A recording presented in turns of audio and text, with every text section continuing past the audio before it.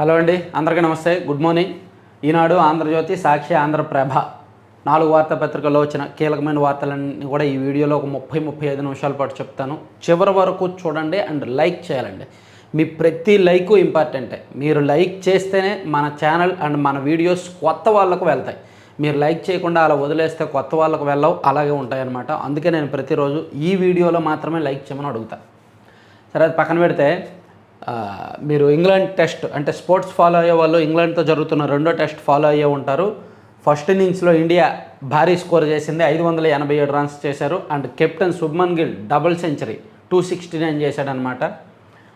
And England కూడా తొలి ఇన్నింగ్స్లో ఆల్మోస్ట్ 3 కీలకమైన వికెట్లు కోల్పోయింది. ఇప్పుడు క్రీజులో ఉన్న ఇద్దరిని కూడా త్వరగా ఒక 70 నుంచి 100 పరుగుల్లోపు ఇప్పుడు క్రీజులో ఉన్న ఇద్దరిని లేపేస్తే, రూట్ అండ్ కుక్ అనుకుంటా క్రీజులో ఉన్నది, వాళ్ళిద్దరిని లేపేస్తే సెకండ్ టెస్ట్ ఇండియా గెలిచే అవకాశాలు ఉన్నాయి.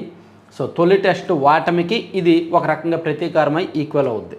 5 టెస్టుల సిరీస్లో 1-1తో ఉంటారు ఈ టెస్ట్ గెలిస్తే. సో తర్వాత హైకోర్టు న్యాయమూర్తిగా తుహిన్ కుమార్ గేదెల కేంద్రానికి సుప్రీంకోర్టు కొలీజియం సిఫార్సు. ఏపీ హైకోర్టు న్యాయమూర్తి పదవికి న్యాయవాదుల కోటా నుంచి తుహిన్ కుమార్ గేదెల పేరును సుప్రీంకోర్టు కొలీజియం కేంద్ర ప్రభుత్వానికి సిఫార్సు చేసింది. ప్రధాన న్యాయమూర్తి జస్టిస్ బిఆర్ గవాయ్ నేతృత్వంలో సమావేశమైన కొలీజియం తుహిన్ కుమార్ను ఏపీ హైకోర్టు న్యాయమూర్తిగా నియమించాలన్న ప్రతిపాదనకు ఆమోదముద్ర వేసినట్టు సుప్రీంకోర్టు గురువారం విడుదల చేసిన ప్రకటనలో పేర్కొంది.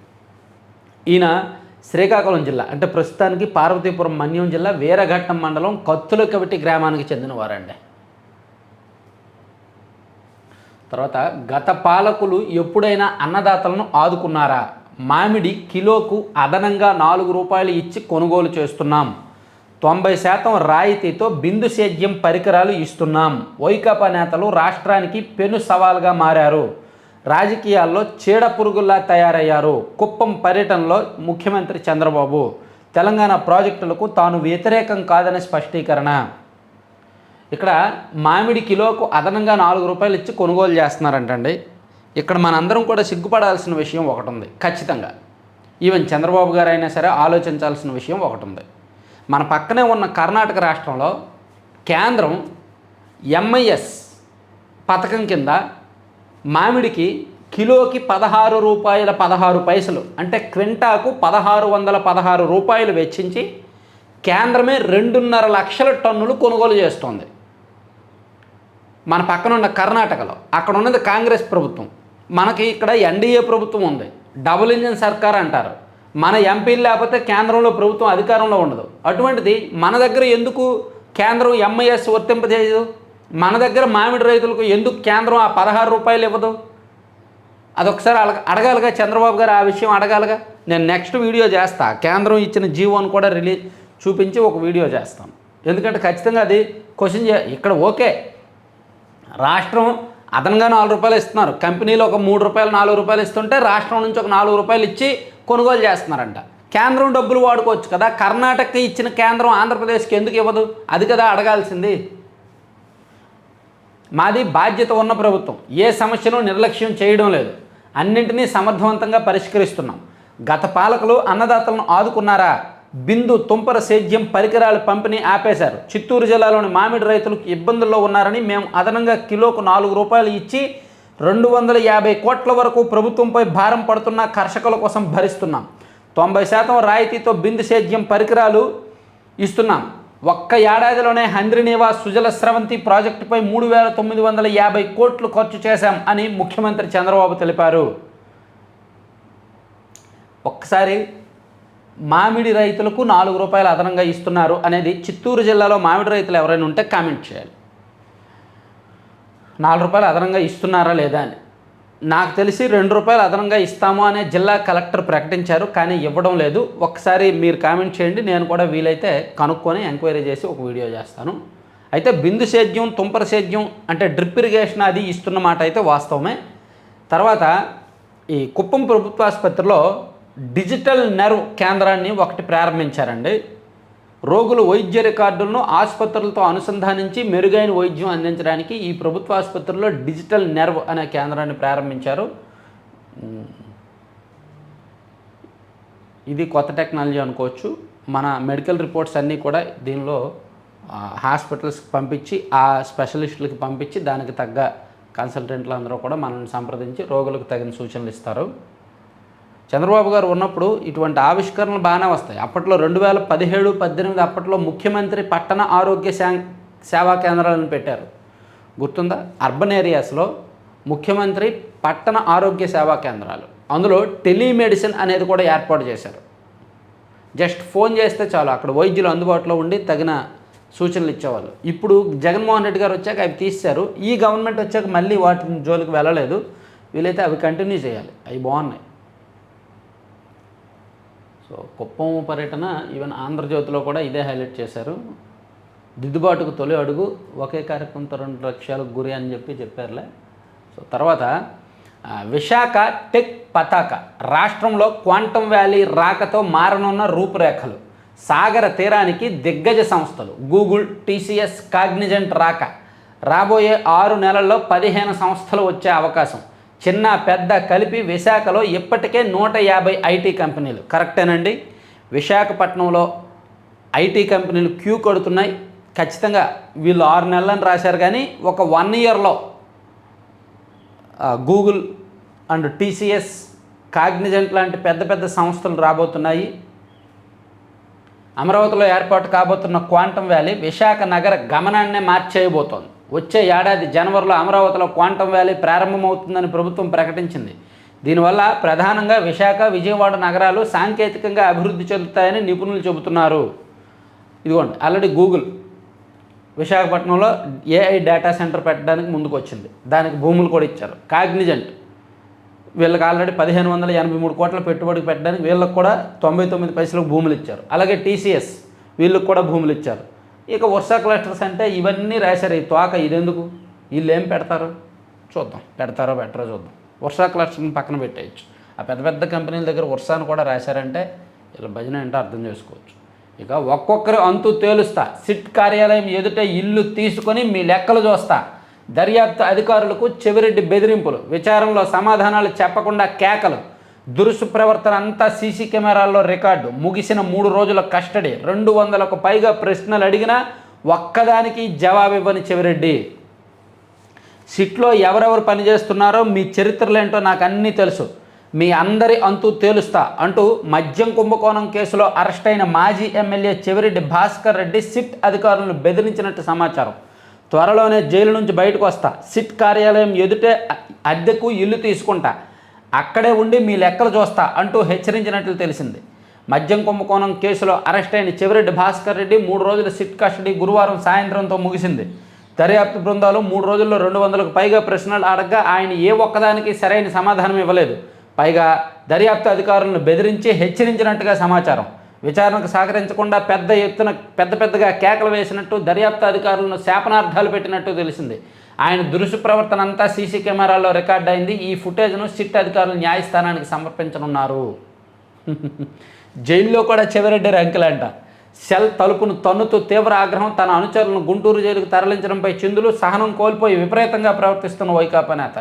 పాపం ఎందుకో చెవిరెడ్డి భాస్కర్ రెడ్డి గారు చదువుకున్న వ్యక్తే, కానీ ఆ మూర్ఖత్వం ఏంటో, ఆ మొండితనం ఏంటో, ఆ జైల్లో జైలు గోడల్ని సెల్ని కాలుతో తంతు రచ్చరచ్చ చేస్తున్నాడంట. ఆయన కస్టడీలో కూడా అందరినీ వేలు పెట్టి బెదిరిస్తున్నాడంట. నీ సంగతి చూస్తా, నీ అంతు చూస్తా అని. ఆయన చదువుకున్నాడు, ఎంఫిల్ చదివాడు అనుకుంటా. ఆయన చదువుకొని కాస్త కామన్ సెన్స్ వాడి అరెస్ట్ చేశారు. న్యాయపరంగా ఫైట్ చేయండి, కోర్టులో మీ వాదనలు వినిపించండి. ఆ తర్వాత బయటకు వచ్చిన తర్వాత మీరు ఏం చేయాలనుకుంటున్నారో చెయ్యండి. ఒక పోలీసులు అదుపులో ఉంటూ, జైల్లో ఉంటూ, కస్టడీలో ఉంటూ అలా చేయడం కరెక్ట్ కాదు కదా. చెవిరెడ్డి గారు లాంటి వాళ్ళు చాలామంది ఉన్నారు ఆ పార్టీలో. ఇంకా విద్యుత్తును నిల్వ చేసుకోవచ్చు. తొలి దశలో రాష్ట్రంలో 3 చోట్ల బ్యాటరీ విద్యుత్ స్టోరేజ్ ప్రాజెక్టులు. బిడ్డింగ్ ప్రక్రియ పూర్తి. పీక్ డిమాండ్ వేళల్లో అందుబాటులోకి విద్యుత్. రాష్ట్రంలో విద్యుత్ శాఖకి మనం ఒక పేరు పెట్టవచ్చు, షిరిడి సాయి శాఖ అని, లేదా ఇండోసోల్ శాఖ అని, లేదా విశ్వేశ్వర రెడ్డి గారి శాఖ అని. సరదాగా రాష్ట్రంలో విద్యుత్ శాఖ గత 6 సంవత్సరాలుగా విశ్వేశ్వర రెడ్డి గారి శాఖగా మారిపోయింది. ఇప్పుడు ఏదో కొత్త విద్యుత్ నిల్వ చేసుకుని రాష్ట్రంలో 3 చోట్ల బ్యాటరీ విద్యుత్ ప్రాజెక్టులు వస్తున్నాయంటండి. సూర్యకాంతితో విద్యుత్ ఉత్పత్తి చేయడం అంటే మొదట్లో అది ఎలా సాధ్యం అనే సందేహం ఉండేది. ఇప్పుడు మన ఇంటిపైనే సౌర ఫలకాలు ఏర్పాటు చేసి విద్యుత్ ఉత్పత్తి చేసుకుంటున్నాం. గాలి ద్వారా విద్యుత్ ఉత్పత్తి చేసే విండ్ మిల్స్ ఏర్పాటు చేశాం. ఇప్పుడు సరికొత్త సాంకేతికత ప్రజలకు పరిచయం కాబోతోంది. విద్యుత్తును నిల్వ చేసుకొని అవసరమైన సమయంలో వినియోగించుకునేందుకు వీలుగా బ్యాటరీ ఎనర్జీ స్టోరేజ్ సిస్టమ్ సాంకేతికత రాష్ట్ర ప్రజలకు పరిచయం కాబోతోందంట. ఆ ప్రాజెక్టులు కూడా ఇచ్చేయండి షిరిడి సాయికి, ఎందుకంటే మీ శాఖ పేరే షిరిడి సాయి శాఖ కదా. 5 ఏళ్ళు సీఎం, 5 ఏళ్ళు నేనే సీఎం సిద్ధరామయ్య. ప్రతిసారి ఏం చెప్తారు సార్, అందుకే ఇలా మార్చా. బయట బోర్డు అంట, సీఎం కాకుండా 5 ఏళ్ళు నేనే సీఎం అనే బోర్డు పెట్టుకున్నారంట. మీరు చెప్పుకోవడం ఎందుకు, బయట బోర్డు పెట్టేద్దామని. ఇది సంగతి కార్టూన్. ఇక నిద్రలో ఎగిరిపోకుండా ఉండడమే పెద్ద సవాల్. అంతరిక్షం నుంచి భూమిని చూడడం అద్భుతం. ఇష్టమైన ఆహారం వెంట తెచ్చుకున్నాం. ISS నుంచి విద్యార్థులతో శుభాంశు శుక్లా మీటింగ్. అంతరిక్ష యాత్రలంటే అందరికీ ఆసక్తి. ఇక పిల్లలైతే చెప్పేదేముంది, వ్యామగములు తినే ఆహారం ఏంటి, గురుత్వాకర్షణ లేని ప్రాంతంలో ఎలా నిద్రిస్తారు, ఒకవేళ ఎవరైనా అనారోగ్యానికి గురైతే పరిస్థితి ఏమిటి, రోదశీలో అడుగు పెట్టగానే ఏమనిపిస్తుంది, ఇలాంటి ఎన్నో ప్రశ్నలు వారి మదిని తోలిచేస్తుంటాయి. ఇలాంటి వాటికి అంతరిక్షం నుంచే మన దేశ వ్యామగామి శుభాంశు శుక్లా ఓపికగా సమాధానాలు చెప్పేసరికి వారంతా ఉబ్బితబ్బిబ్బయ్యారు. ఇటీవల అంతరిక్ష యాత్రకు వెళ్ళి ప్రస్తుతం అంతర్జాతీయ అంతరిక్ష కేంద్రంలో ఉన్న శుక్లాతో గురువారం వీడియో కాన్ఫరెన్స్లో మాట్లాడేందుకు లక్నో, తిరువనంతపురం విద్యార్థుల్లో కొందరికి అవకాశం లభించింది. ఇస్రో కార్యక్రమాల్లో ఒకటైన విద్యార్థులతో మాటామంతి కార్యక్రమం దీనికి వేదికైంది. అంతరిక్షంలో మీరు ఎలా నిద్రిస్తారని ఓ విద్యార్థి ప్రశ్నించారు. అబ్బో, నిజానికి అది భలే తమాషాగా ఉంటుంది, ఎందుకంటే ఇక్కడ గచ్చు పైకప్పు అనే తేడా ఉండదు. మీరు ఒకవేళ ISSని సందర్శిస్తే ఒకరు గోడపై ఒకరు సీలింగ్ కతుక్కొని పడుకోవడాన్ని చూడొచ్చు. గురుత్వాకర్షణ శక్తి ఉండదు కాబట్టి మీరు అసలు అక్కడ ఎలా పడుకుంటారు, అక్కడ నేల ఏమి ఉండవు కదా అని అడిగితే గాల్లోనే నిద్రిస్తాము. నిద్రలో ఎగిరిపోకుండా ఉండడమే పెద్ద సవాలు అని ఆయన చెప్పారంట. అది ఇచ్చారు. తర్వాత తుంగభద్ర పరవళ్ళు. రాష్ట్రంలో నీటి ప్రాజెక్టులకు ఇప్పుడిప్పుడే నీళ్ళు వస్తున్నాయి. ఒకవైపు శ్రీశైలం, నాగార్జున సాగర్ లాంటి వాటికి నీళ్ళు నిండుకుండగా అండ్ తుంగభద్ర కూడా.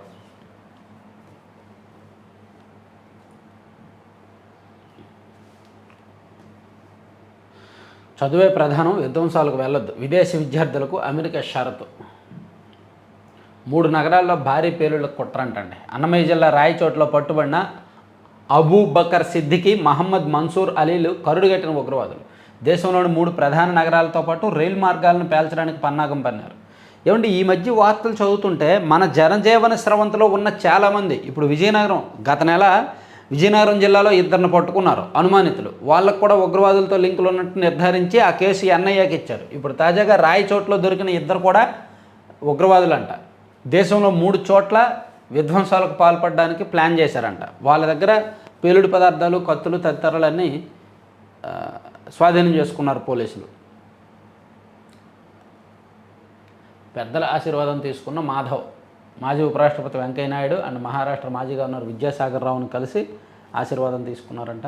తర్వాత కృష్ణా రాయలసీమకు పట్టిసీమ వరప్రదాయని నీటిని విడుదల చేసిన నిమ్మల రామానాయుడు. పట్టిసీమ ఎత్తిపోతల ద్వారా నీటిని విడుదల చేశారంట. మంచిది. వానలో తడుస్తూ రాళ్లపై పాకుతూ గిరిజన గ్రామానికి వెళ్ళి సిబ్బంది వైద్య సేవలు. బా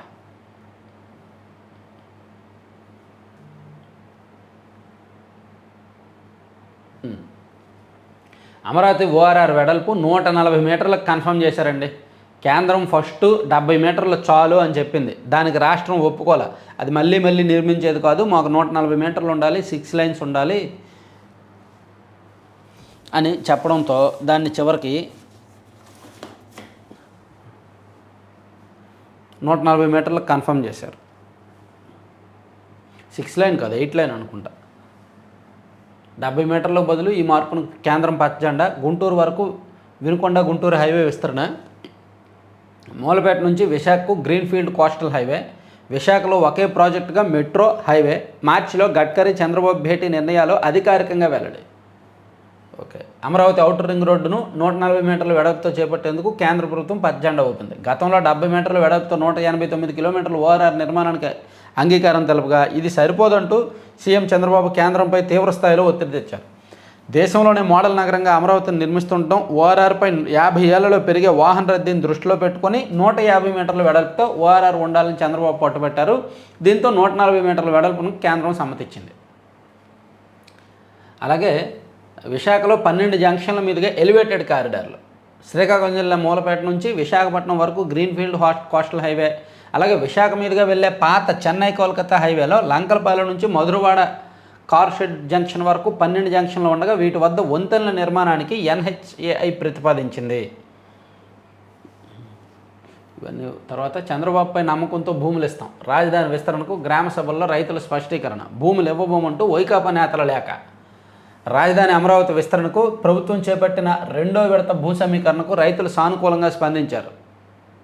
గుంటూరు జిల్లా తాడికొండ మండలం పాములపాడు, బేజాపురం, రావెల గ్రామాల్లో గురువారం నిర్వహించిన గ్రామ సభల్లో ముఖ్యమంత్రి చంద్రబాబుపై ఉన్న నమ్మకంతో రాజధాని అభివృద్ధికి భూములు ఇస్తామని, ఈ 3 గ్రామాల్లో సుమారుగా 11,110 ఎకరాలను సమీకరించాల్సి ఉంది అని రైతులు కూడా ఇవ్వడానికి ముందుకు వచ్చారంట. అయితే ఒక్క వైసీపీ నాయకులు మాత్రం, ఆ గ్రామ సభల్లో ఉన్న వైసీపీ నాయకులు మాత్రం మేమైతే భూములు ఇవ్వం, మమ్మల్ని అడగొద్దు అని చెప్పి కరాఖండిగా చెప్పేశారంట. ఇక రైలు మార్గాల్లో సరికొత్త సరిహద్దులు.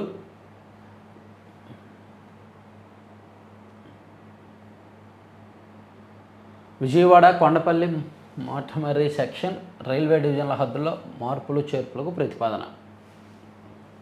నేడు నడుకుడి శ్రీకాళహస్తి మార్గంలో తొలిసారి రైలు. జగన్తో వంశీ భేటీ. వైకాపా అధ్యక్షుడు జగన్తో కన్నవరం మాజీ ఎమ్మెల్యే వల్లభనేని వంశీ కుటుంబంతో సహా వెళ్ళి భేటీ అయ్యారు. తర్వాత ఆయన భేటీ తర్వాత జగన్మోహన్ రెడ్డి గారు బెంగళూరు వెళ్ళిపోయారు. ఈరోజు ఏం వారం? శుక్రవారం, నిన్న గురువారం. మరి వెళ్తారుగా, ప్రతి గురువారం వెళ్ళి ఆదివారం వరకు అక్కడ ఉండి సోమవారం తిరిగి వస్తారు.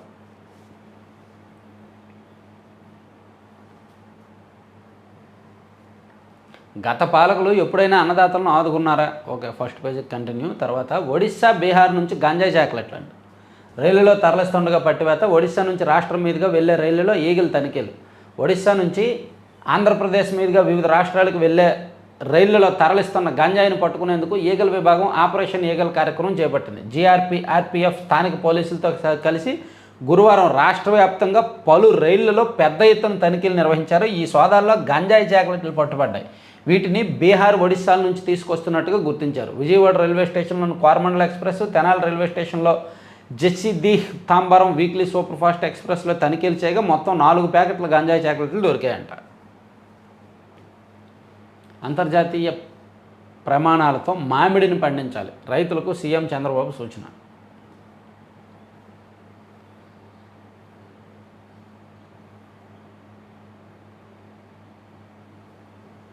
అమెరికాలో కుక్కకాటు రూ.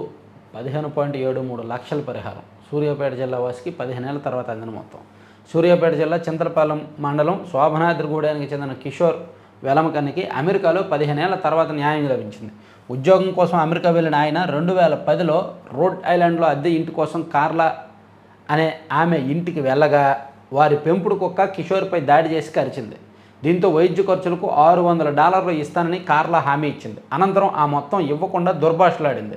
దీంతో కిషోర్ వాషింగ్టన్ డీసీలో కోర్టును ఆశ్రయించారు. 15 ఏళ్ల పాటు మొత్తం విచారణ జరగగా మొత్తం వడ్డీతో కలిపి $29,092.91 ఇవ్వాలని కోర్టు తీర్పిచ్చిందంట.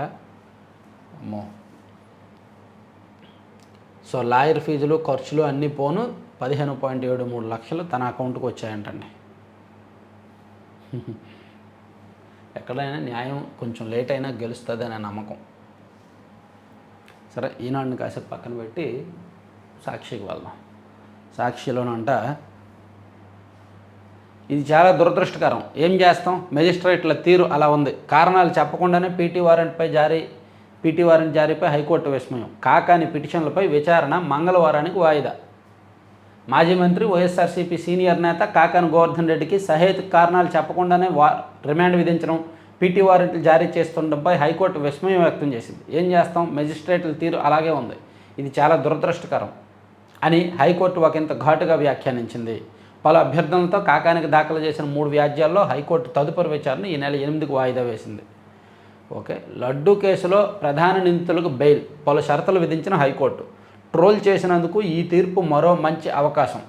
ట్రోలర్లకు న్యాయమూర్తి జస్టిస్ శ్రీనివాసరెడ్డి చురకలు. న్యాయమూర్తి జస్టిస్ శ్రీనివాసరెడ్డి ఇటీవల పలు కీలక కేసుల్లో చట్ట నిబంధనలకు అనుగుణంగా తీర్పులు, ఉత్తర్వులు ఇచ్చారు. ఇవి ప్రభుత్వ పెద్దలకు నచ్చకపోవడంతో వారి అండతో ట్రోలర్లు కొద్ది రోజులుగా సామాజిక మాధ్యమాల్లో రెచ్చిపోతున్నారు. జస్టిస్ శ్రీనివాసరెడ్డిని ఉద్దేశించి అనుచిత వ్యాఖ్యలు చేస్తూ ఇది కల్చర్ అయిపోయిందండి మన రాష్ట్రంలో. మేబీ ఇతర రాష్ట్రాల్లో ఉందో లేదో తెలియదు కానీ మన రాష్ట్రంలో వరస్ట్ కల్చర్ అయిపోయింది. తీర్పులు నచ్చకపోతే న్యాయమూర్తులను న్యాయస్థానాలను కూడా వదలట్లేదు రాజకీయ పార్టీల వాళ్ళు. గత 5 ఏళ్ళు కూడా వైసీపీకి వ్యతిరేకంగా అనేక తీర్పులు రావడంతో వైసీపీ సోషల్ మీడియా బ్యాచ్ రెచ్చిపోయారు. హైకోర్టుకి కులం ముద్ర వేసి, హైకోర్టు న్యాయమూర్తులకు కులం ముద్ర వేసి దారుణంగా సోషల్ మీడియాలో ట్రోల్ చేశారు. ఇప్పుడు టీడీపీ వంతు వచ్చింది. శ్రీనివాసరెడ్డి గారు ఇస్తున్న తీర్పులు టీడీపీ వాళ్ళకి నచ్చకపోవడంతో వాళ్ళు కూడా ట్రోల్ చేస్తున్నారు, ఆయన కులాన్ని అంటగడుతున్నారు. తీర్పులు నచ్చకపోతే నెక్స్ట్ లెవెల్ ఉన్నత న్యాయస్థానానికి వెళ్ళాలి, లేదా వేరే బెంచ్కి వెళ్ళాలి, లేదా వేరే రివ్యూ పిటిషన్ వేయాలి. అంతే తప్ప సోషల్ మీడియాలో ట్రోల్స్ సరికాదు. ఇక ఇవిగో సాక్ష్యాలు. ఈవీఎంల మాయాజాలంపై ఈసీకి ఆధారాలు అందజేసిన వైఎస్ఆర్సీపీ నేతల బృందం. ఏపీలో పోలింగ్ రోజు తొలుత వెల్లడించిన శాతానికి తుది శాతానికి మధ్య భారీ తేడా. ఈసీలో గొర్రెలు ఉండరండి. మీరు సాక్ష్యాలు అని చెప్పి ఇచ్చిన వాటిని నమ్మడానికి ఈసీలో ఏమీ గొర్రెలు ఉండరు. అక్కడ చదువుకున్న వాళ్ళు, ఇంగిత జ్ఞానం ఉన్నవాళ్ళు, కామన్ సెన్స్ ఉన్నవాళ్ళు, అన్నీ తెలిసిన వాళ్ళు ఉంటారు. సాయంత్రం 5 గంటలకు ఒక పర్సంటేజ్ ఇచ్చారు, 6 గంటలకు ఒక పర్సంటేజ్ ఇచ్చారు, రాత్రి 2 గంటలకు ఒక పర్సంటేజ్ ఇచ్చారంటే ఎందుకంటే 6 గంటలు పోలింగ్ ముగిసిన తర్వాత భారీగా లైన్లు ఉన్నాయి కాబట్టి ఆ లైన్లో ఉన్న వాళ్ళని వదిలేయాలా? ఆ ఇంగిత జ్ఞానం కూడా లేకపోతే ఎలా? పోలింగ్ శాతంలో తేడా వల్ల పెరిగిన ఓట్లే 87 శాసనసభ స్థానాల్లో గెలుపోటములు నిర్దేశించాయి. హిందూపురం, రాయచోటి నియోజకవర్గాల్లో ఓటింగ్ సరళిలో వ్యత్యాసాలు. ఓటింగ్లో పెరుగుదల ఉదాహరణ. నెల తర్వాత కూడా ఈవీఎంలలో బ్యాటరీ ఛార్జింగ్ తగ్గకపోగా పెరగడంతో అనుమానాలు మరింత బలపడుతున్నాయి. రాష్ట్రంలో పోలింగ్ శాతం మధ్య తేడా దేశంలోనే అత్యధికంగా ఏకంగా 12.54%. ఇది ఎందుకు వచ్చిందంటే దేశంలో ఎక్కడా లేని విధంగా మన రాష్ట్రంలో అర్ధరాత్రి 1:02 వరకు పోలింగ్ జరిగింది కాబట్టి. అవునా కాదా? అప్పుడు 2024 మే 13వ తేదీన పోలింగ్ జరిగినప్పుడు దేశంలో ఎక్కడా లేని విధంగా రాత్రి 1 గంట వరకు, 2 గంటల వరకు లైన్లో ఉండి ఓట్లు వేశారు చాలామంది. కాబట్టి ఆ పోలింగ్ శాతం అంత ఎక్కువ వచ్చింది మన దగ్గర. ఈ విషయం తెలిసి కూడా వైసీపీ వాళ్ళు వితండవాదం చేస్తున్నారు. పోలింగ్ అర్ధరాత్రి వరకు జరిగిందని తెలిసి కూడా. సాధారణంగా 8 గంటలకల్లా పోలింగ్ ముగిసిపోద్ది, 6 గంటలకి టైం అయిపోద్ది, 6 గంటల తర్వాత మళ్ళీ కొత్త వాళ్ళని ఎలో చేయరు. కానీ అప్పుడు వరకు లైన్లో ఉన్న వాళ్ళు 8 గంటల వరకు ఓట్లేసి వెళ్ళిపోతారు. కానీ గత ఎన్నికల్లో మన రాష్ట్రంలో 1 గంట వరకు, 2 వరకు పోలింగ్ జరిగిందంటే ఆ ప్రభావమే ఈ 12.5% పెరుగుదల. అది వైసీపీ వాళ్ళకి తెలిసి కూడా వితండవాదం చేస్తారు. ఎందుకంటే కొంతమంది గొర్రెలు ఉన్నారు ఆ పార్టీలో, వాళ్ళ మైండ్లో గుజ్జి ఎక్కించడానికి. అంటే అందరినీ కాదు, కొంతమందిని అంటున్నా.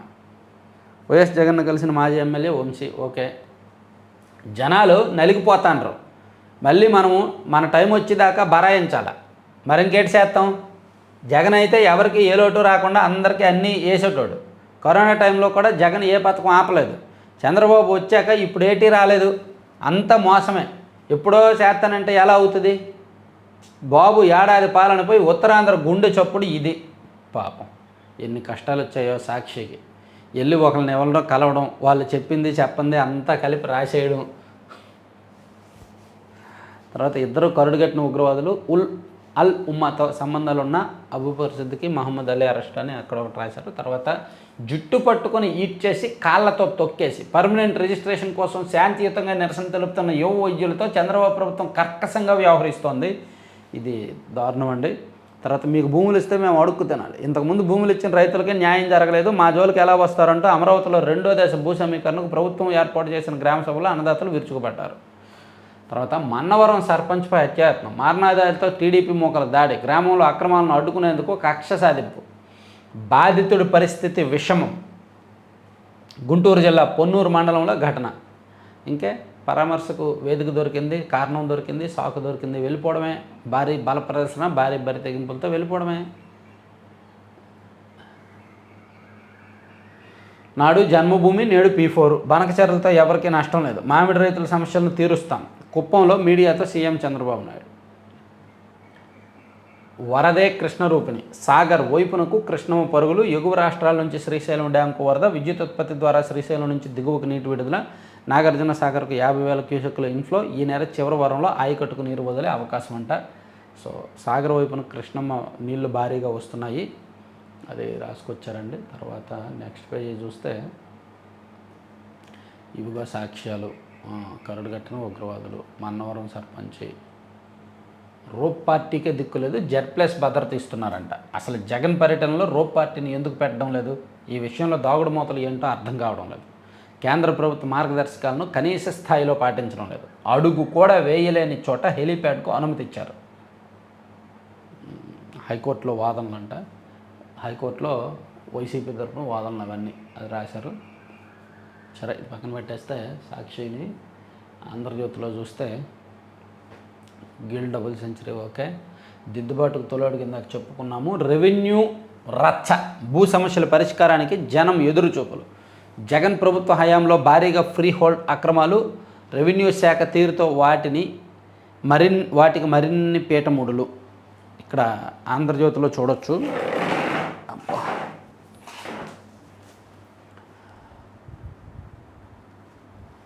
ఈ ఫ్రీ హోల్డ్ భూముల విషయంలో ఏం చేయాలి అనేది ప్రభుత్వానికి దిక్కు తోచడం లేదు, గందరగోళ పరిస్థితుల్లో ఉన్నాయి. నేను మొన్న ఒక వీడియోలో చెప్పాను, రిషికొండ ప్యాలెస్ ఏం చేయాలి అనేది ప్రభుత్వానికి 1 year అయినా ఒక క్లారిటీ లేదు.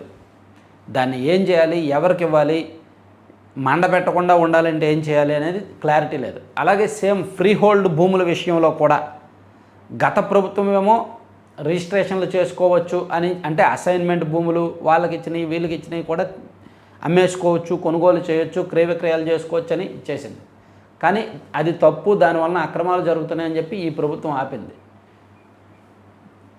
జగన్ ప్రభుత్వ హయాంలో భారీగా ఫ్రీ హోల్డ్ అక్రమాలు జరిగాయి. రెవెన్యూ శాఖ తీరుతో వాటికి మరిన్ని పీఠముళ్ళు. ఈ సమస్యకు పరిష్కారం ఎప్పుడు టాస్క్ ఫోర్స్ వేయాలని సీఎం చెప్పి 8 నెలలు అయినా రెవెన్యూ శాఖలో స్పందన శూన్యం. 3 సార్లు భేటీ అయినా ఏమీ తేల్చని ఉపసంఘం. ఇంతకాలమైనా ఏమిటి నాంచుడు? జగన్ బొమ్మ పాస్ పుస్తకాలపై సంగతి ఏమిటి? రైతులకు రుణం తిరస్కరిస్తున్న బ్యాంకులు, అయోమయంలో ప్రజలు, హక్కుదారులు. నేడు రెవెన్యూ శాఖపై చంద్రబాబు సమీక్ష. ఆనాడు జగన్ ప్రభుత్వం భూముల రీసర్వే పేరిట ఊరూరా భూ వివాదాలు సృష్టించింది. భూముల సర్వేలో జరిగిన తప్పులు, ఉద్దేశపూర్వక తప్పిదాల వల్ల రైతులు కాళ్ళ కింద నేల కదిలిపోయింది. విస్తీర్ణాల తేడాలు వచ్చాయి. హక్కుదారులు, సాగుదారుల పేర్లు, విస్తీర్ణాలు మారిపోయాయి. సరిహద్దులు కూడా కొన్ని చోట్ల మారిపోయాయి. సర్వే నెంబర్లు ఇష్టానుసారంగా మార్చేశారు.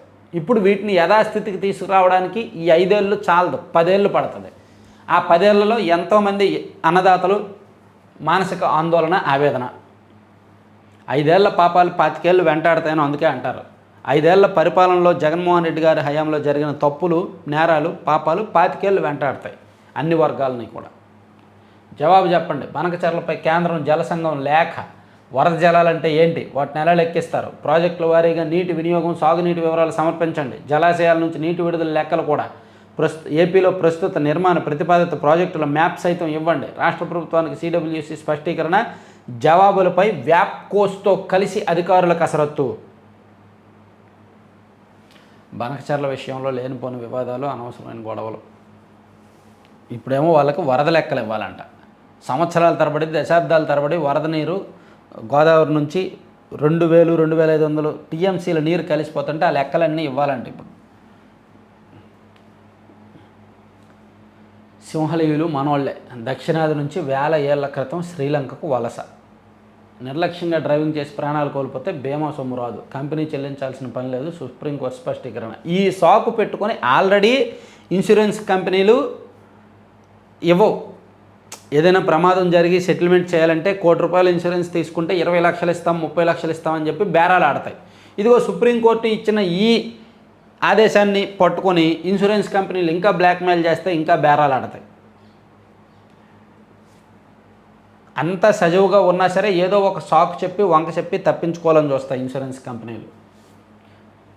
వేతనాల్లో హైదరాబాద్ టాప్. అనుభవం ఉన్న సాంకేతిక నిపుణులకు అక్కడే అత్యధిక వేతనాలు. సగటు వేతనం 47,200 నుంచి 69,700 వరకు. ఢిల్లీ, ముంబైలో జీవన వ్యయం భారం. ఇండీడ్ పే మ్యాప్ సర్వేలో వెల్లడి. మా దేశంలో 2,500 పైగా పార్టీలు. ఘనా పార్లమెంట్లో ప్రధాని మోదీ ఆశ్చర్యం వ్యక్తం చేసిన అక్కడ ఎంపీలు. మోదీకి ది స్టార్ ఆఫ్ ఘనాతో సత్కారం. మోదీ గారికి ఎన్ని అవార్డులు, ఏ దేశం వెళ్తుంటే ఆ దేశంలో అవార్డులు వచ్చేస్తున్నాయి. బలవర్ధక భారతం. దేశంలో పెరిగిన ప్రోటీన్ వినియోగం, అదే సమయంలో ఆందోళనకర స్థాయిలో కొవ్వు తినేస్తున్నారు. కేంద్ర ప్రభుత్వ తాజా గణాంకాలు వెల్లడి. ఇక జపాన్లో రేపు ఏం జరగనుంది? జూలై 5న భయంకరమైన సునామీ వస్తుందని 1999లో జపనీస్ మాంగా ఆర్టిస్ట్కి చెప్పారు. కోవిడ్ గురించి 2011లో జపాన్ వణికించిన భూకంపం, సునామీలపై ఆమె జోష్యాలు. 2 వారాలుగా జపాన్లోని టొకారో దీవులో 900కు పైగా భూ ప్రకంపనలతో ప్రజల్లో ఆందోళన. సో రేపు జూలై 5వ తేదీన భయంకరమైన సునామీ వస్తుందని 1999లోనే జపనీస్ మాంగా ఆర్టిస్ట్ టట్సుకి చెప్పారంట. ఆమె చెప్పినవి జరిగాయంట, ఆల్రెడీ చాలా జరిగాయంట. కాబట్టి రేపు కూడా ఏదో జరుగుతుంది అనే భయంతో అయితే జపనీస్ ఉన్నారు. పెళ్ళైన 45 రోజులకే భర్తను చంపించింది. 2 కిరాయి హంతకులతో హత్య చేయించిన వధువు. అబ్బబ్బా, ఏం దారుణాలండి ఇవి.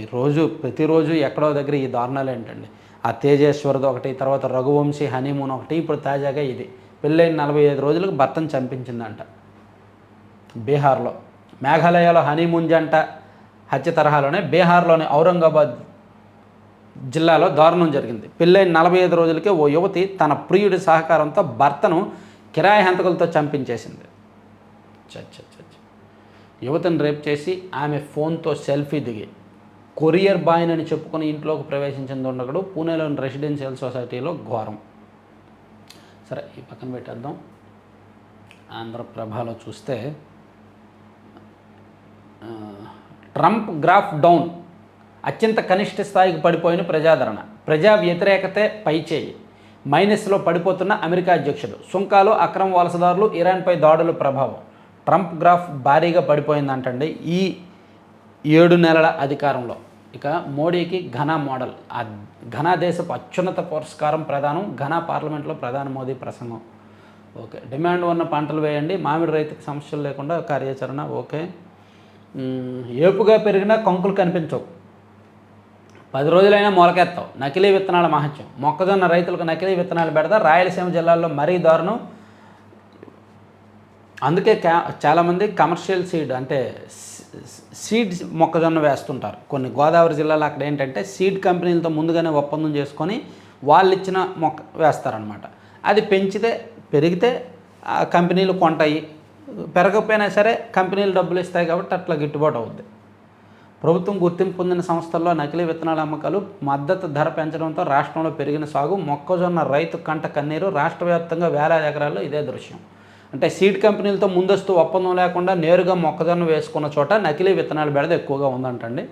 అది రాశారు. తర్వాత భారీగా ఆయుధ కొనుగోళ్లు, 1.05 లక్షల కోట్ల విలువైన 10 ప్రతిపాదనలకు డిఏసి అనుమతి, కేంద్ర మంత్రి రాజ్నాథ్ సింగ్ అధ్యక్షతన భేటీ, పెద్ద ఎత్తున క్షిపణులకు ఆర్డర్. మరి పక్కన పాకిస్తాన్ లాంటి దేశం ఉన్నప్పుడు తప్పదు. పల్లెల్లో పరవళ్ళు, 1,00,000 నీటి కుంటల సిద్ధం. తెలుగు రాష్ట్రాలు కొత్త జడ్జీలు, 2 ఉగ్రవాదుల భార్యలు అరెస్ట్. కృష్ణమూడిలో గోదావరి పరుగు, పట్టిసీమ నీళ్లు వదిలారు, అది చెప్పారు. తర్వాత 2 రోజుల్లో వాణిజ్య ఒప్పందం, కొలుకు వస్తున్న ఇండియా అమెరికా చర్చలు, జిఎం పశుగ్రాసాన్ని అనుమతించే అవకాశం, డైరీ ఉత్పత్తులపైన ఇంకా తేలని చర్చలు అని ఇచ్చారండి. ఇక ఆంధ్రప్రభాని కూడా పక్కన పెట్టేసి ఈనాడులో అంటే కొన్ని నేషనల్ వార్తలు చెప్పుకున్నాం. ఈనాడులో చూస్తే అంతర్జాతీయ ప్రగతికి భారత్ ఓతం, ఘనా పార్లమెంట్లో ప్రధాని మోదీ వ్యాఖ్య. అంతర్జాతీయంగా అనిశ్చిత పరిస్థితులు నెలకొన్న ప్రస్తుత తరుణంలో భారత ప్రజాస్వామ్య స్థిరత్వం ఆశాకిరణంలో ప్రకాశిస్తోందని ప్రధానమంత్రి నరేంద్ర మోదీ ఘనా పార్లమెంట్లో మాట్లాడే సందర్భంలో వ్యాఖ్యానించారు. ఇక జస్టిస్ వర్మ తొలగింపునకు ప్రతిపక్ష నేతల అంగీకారం, కేంద్ర మంత్రి కిరణ్ రిజిజు వెల్లడి. 4-5 నెలలు అయింది, ఇంకా ఎంతకాలం ఆయన్ని భరించాలి? ఈ దేశ న్యాయ వ్యవస్థ అటువంటి వాళ్ళని భరించడానికి సిద్ధంగా లేదు, తీసేయండి. ఇక సోషల్ మీడియాకు దూరం అయితే మంచిదే, మెరుగుపడిన మానసిక స్థితి, స్టాన్ఫర్డ్ అధ్యయనంలో వెల్లడి. సోషల్ మీడియాకు దూరంగా ఉండడం వల్ల కలిగే ప్రయోజనాలపై అమెరికాలోని స్టాన్ఫర్డ్ విశ్వవిద్యాలయానికి చెందిన పరిశోధకులు అధ్యయనం నిర్వహించారు. వీలైతే సోషల్ మీడియాలో ముఖ్యంగా ఇన్స్టాగ్రామ్ లాంటి దానికి దూరంగా ఉండాలి. ఫేస్బుక్ కూడా దూరంగా ఉంటే ఇంకా మంచిది. మన వీడియోలు నేను ఒకప్పుడు ఫేస్బుక్లో కూడా వేసేవాడిని. ఫేస్బుక్ నుంచి కూడా నాకు రెవెన్యూ బాగానే వచ్చేది. ఒక నెల అయితే $600 వచ్చింది ఫేస్బుక్ నుంచి రెవెన్యూ. అరే భారీగానే వచ్చింది కదా, కంటిన్యూ చేద్దాం అనుకున్నా. కానీ అక్కడ వర్స్ట్ కల్చర్, అక్కడ ఫేక్ ఐడీలు, చిల్లరగాళ్ళు ఎక్కువ. ఇంకా యూట్యూబ్లో అంటే కాస్త మెచ్యూరిటీ ఉన్నవాళ్ళు ఉంటారు, పార్టీల అభిమానులు ఉన్న మెచ్యూరిటీ ఉన్నవాళ్ళు, పెద్ద వాళ్ళు, ప్రొఫెషనల్స్ ఉంటారు. ఫేస్బుక్లో నేను వీడియోలు ఆదాయం కోసం, ఇన్కమ్ కోసం వేసినప్పటికీ అక్కడ చిల్లర batch, paid batch and fake ఐడీలు ఎక్కువ ఉండేసరికి ఇదేదో బాగాలేదు కల్చర్, ఫేస్బుక్ కల్చర్ బాగాలేదని తీసేశాను. ఈవెన్ ఇన్స్టాగ్రామ్ అకౌంట్ నేను వాడను, ట్విట్టర్ కూడా మధ్యలో వాడదామని కొన్నాళ్ళు యాక్టివ్గా వాడాను. కానీ అక్కడ కూడా ఈ ఇమ్మెచ్యూరిటీ వాళ్ళు, పార్టీల మంద ఎక్కువైపోయారు ట్విట్టర్లో. దాంతో ట్విట్టర్ కూడా డీయాక్టివ్ చేశాను. అందుకే ఓన్లీ నేను యూట్యూబ్ మీదనే ఉన్నాను, యూట్యూబ్లోనే ఉన్నాను. ట్విట్టర్ లేదు, ఇన్స్టాగ్రామ్ లేదు, ఫేస్బుక్ లేదు, మొత్తం అనేది తీసి పడేశాను. టైం వేస్ట్ తప్ప ఇంకేమీ లేదు వాటితో. 1,00,000 కోట్లతో రక్షణ కొనుగోళ్ళు. అయితే ట్విట్టర్ వాడాలి. ట్విట్టర్లో కొంత అంటే కొన్ని సబ్జెక్టులు కూడా తెలుస్తాయి అది వాడడం వలన. ఆ కేసుల్లో బీమా పరిహారం చెల్లించక్కర్లేదు. నిర్లక్ష్యపు డ్రైవింగ్పై సుప్రీంకోర్టు. నకిలీ నెయ్యి కేసులో నిందితులకు బెయిల్. పైరసీ జేబు దొంగ ఒకే ఒక్కడు 65 సినిమాలు పైరసీ చేశాడంటండి. హెచ్డీ కెమెరా తీసుకెళ్ళి హైదరాబాద్లోని థియేటర్లో చిత్రీకరణ చేస్తున్నాడంట. టెలిగ్రామ్లో $300-400 అమ్మేస్తున్నాడంట సినిమాని షూట్ చేసి. వేధవా. పవన్ సారు పండ్లు పంపించారు. సంతోషంలో గిరిజనులు. ఉప ముఖ్యమంత్రి పవన్ కళ్యాణ్ తన తోటలో పండిన మామిడి పండ్లను గిరిజనులకు పంపి వారిలో ఆనందాన్ని నింపారు. మంచిది, బాగుంది. సరే, ఇవి 4 పత్రికల్లో వార్తాంశాలండి. సో లైక్ చేయండి, ప్రతి ఒక్కరూ లైక్ చేయండి. మీ ప్రతి లైక్ ఇంపార్టెంట్ అనండి. Thank you.